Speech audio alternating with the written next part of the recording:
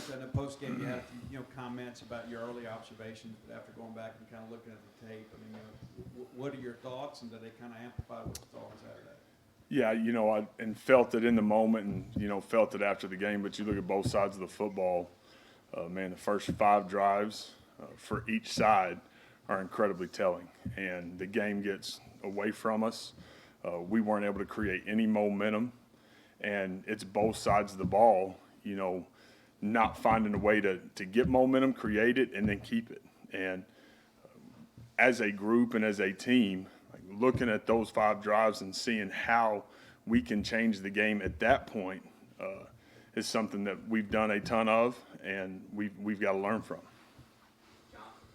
Jeff, looking at the defense, what do you think should be kind of deserved? I guess more of the blame for the struggles is more of a Coleman thing, or do you think it's more of a personnel thing? No, I think it is. It's a group thing. There's at no point in time will it ever be one person. Collectively, individually, I've talked about that a ton. Individually being the best we can possibly be, so that collectively we have the opportunity to go play the way we need to play. And that, again, we had shown great improvements. All right, the 3 weeks before Saturday. Saturday we did not. We did not play the way we needed to play on the defensive side of the ball. Getting back to playing with really clean eyes and having incredible communication will get us back to the way we played the 3 weeks prior, and that is something we have to do. Looking at Vaughn, the first couple of weeks of the season and now today, what do you feel like has changed with him and his production? He just on the surface looked like he's succeeding in all aspects. Yeah, he's just continued to get comfortable inside the scheme. I think that's what you see more and more of, is that's a guy that with the reps and with the play count and with the opportunity, he's just continued to get better and better. It's a guy that didn't get here until June, and he's made the most of his opportunities. Sam? When you went back and watched the tape, did you see any kind of lack of effort that maybe that wasn't there before, or is that really not a concern for you at this point? The effort piece of it was not. I think even late into the game, when the game had been decided, we have guys running to the football. We have guys trying to play hard, playing hard.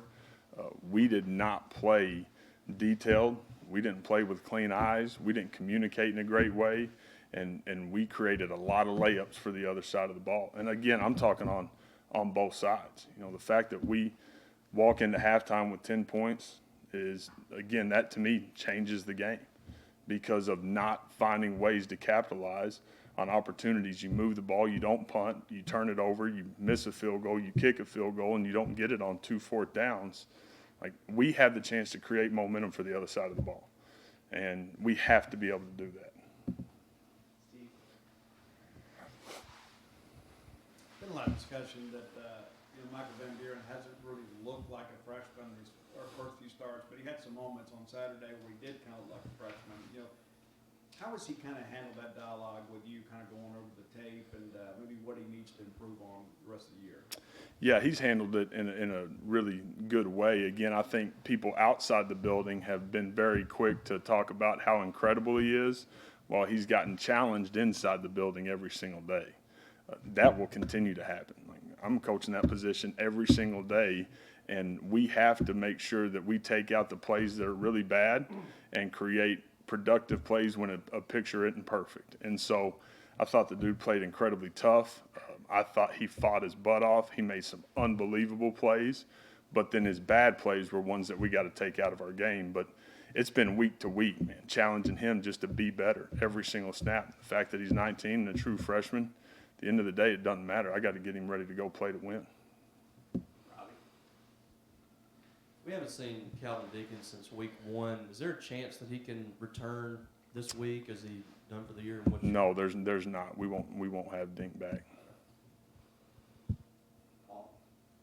Coach, you talked about communication a while ago with defense, and we talked to a couple of players during the week, and they talk about the same thing, you missed calls, and not, is that more of a pre-snap thing, or is that in between drives, or what do you see in there? Yeah, it's pre-snap, and it is, when we're making an adjustment on the sideline after somebody has done something that we haven't seen on tape. We get over, we coach it, we teach it, we correct it in the moment. We have to be able to take that meeting, which is literally a meeting in between drives, and then be able to go apply it. And we have to be able to do that from the sideline to the field, even though you're not getting another rep of it like you would in practice. And so we've got to make improvement there and being able to, okay, we're getting coached a different way because we're getting something a little different. Being able to take it, then the application of it has got to continue to get a lot better. When you're down so many guys, just injury-wise, on the defensive line, has there been talk or discussions about maybe changing anything up schematically, putting guys in different positions as a theater? Is that just not something that you're able to afford to do with how many guys are down? Yeah, really, we're trying to make sure we're staying tight from a game plan standpoint, trying to give our guys the ability to go play free and to go play fast, and have clean eyes. We're going to continue to do that and try to continue to pare down to limit some of the mistakes. John, you talked about, all the growth and development, taking a step forward those 3 games, then the Arkansas game, obviously, a little step back. As a coach, is there any changing of the message to kind of take that step forward again? And is there any kind of insight you can kind of tell us in terms of what you told the guys to try and fix it? Yeah, again, it all starts with us individually. And again, starting with me and the 10 guys that sit around that table every single day, and then bleeds into the locker room. And so having great accountability in how we do what we do. What was the process to get us ready to play? It did not get us ready to play. And so individually and then collectively, how do we fix that? We have the best Monday that we've had all year long, and finding a way to strain that way and narrow the focus, quiet the noise, and do our job every single snap and be one of the 11 that gives us a chance to go execute, to have a positive play, and then do the exact same thing the next snap. Kind of looking forward now, your first impressions of UMass and kind of what stands out about them? Yeah, these guys have played in some close ball games. They're a group that when you look at them, when they've played good opponents, they've played better. And they've been a group that's getting coached by a guy that's had a ton of success as a coordinator, and a guy that's coached and seen a lot of football. So I would expect them to be at their very best on Saturday as they come down here.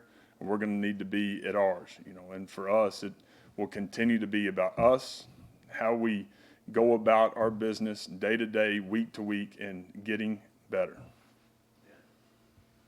Speaking of that, you've got another mobile quarterback coming up for UMass.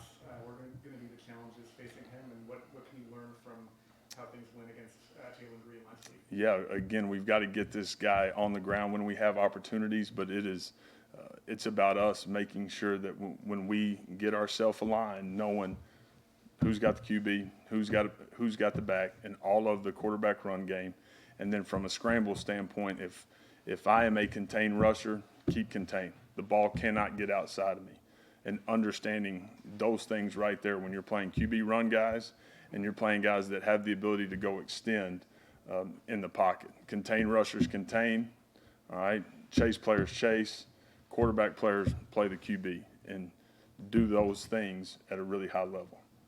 John, Jeff, you've obviously had a gauntlet, of a schedule and, a bunch of, new guys trying to acclimate this thing, and you're obviously first year at the helm, and you see the gauntlet of the schedule definitely plays a role in there too. Are you kind of eager to maybe have this opportunity to not play an SEC team to try and help get maybe some confidence back in the guys? I haven't looked at it that way at all.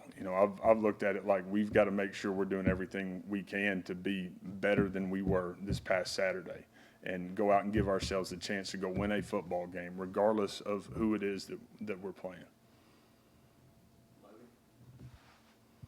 Luke Work has logged a lot of snaps for you over the last couple of weeks and over the last month. Just how invaluable are these reps for his future?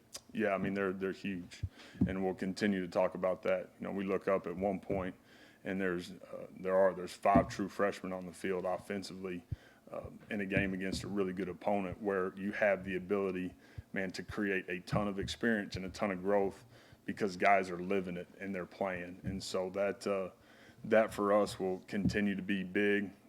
That'll be big this weekend. Some young guys having the opportunity to go play, and we need them to play really well. Any other questions? All right, thank you. Appreciate it.